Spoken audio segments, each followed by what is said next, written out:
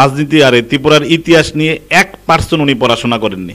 উনি যে কলেজ এবং স্কুল থেকে পড়াশোনা করেছেন, উনি সামান্যতম ত্রিপুরার ইতিহাস নিয়ে, উনি রাজ পরিবারের ফ্যামিলির লোক, ওনার কাছে সম্পূর্ণ তথ্য থাকার কথা।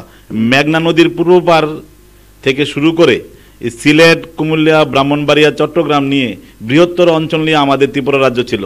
তার যথেষ্ট এভিডেন্স রয়েছে, এখনও আমাদের কাছে হার্ড কপি রয়েছে, এবং সব রকমভাবে ইতিহাসের প্রেক্ষাপটে আমরা মডার্ন হিস্ট্রি যাই, সিভিল সার্ভিস এক্সামে যাই, যে কোনো জায়গাতে আপনি ত্রিপুরাতে দেখুন, জাস্ট 1700 কি বলবো, আমাদের কিছুদিন আগেও আমাদের এই অঞ্চলটা আমাদের ত্রিপুরা রাজ্যের অধীনে ছিল।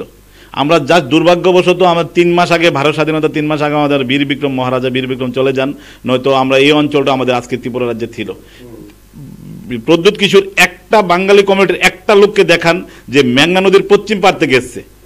উনি এই কথাটা দ্বিতীয়বার যদি বলেন, আমি মনে করি ত্রিপুরার প্রতিটি বাঙালি সহজুড়ে এবং উপজাতি সবাই মিলে ওনাকে তীব্র প্রতিবাদ করা উচিত যে উনি ত্রিপুরার রাজ পরিবারের এবং রাজ্যের এবং কোনো ইতিহাস উনি জানেন না বলেই এই মিথ্যা প্রপাগান্ডা দিচ্ছেন।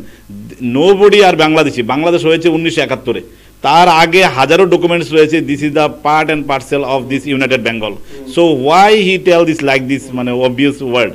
সো মানে এটা খুব অন্যায় হচ্ছে ওনার দ্বারা, যে উনি বারবার করে এই মিথ্যা প্রপাগান্ডাগুলো চালাচ্ছেন। ত্রিপুরার প্রতিটা নাগরিক, ত্রিপুরার বিশেষ অঞ্চল এখনও বাংলাদেশের, বর্তমান বাংলাদেশ ইলিগেলি অকুপাই করছে, কারণ আমাদের কেউ দাবিদার ছিল না।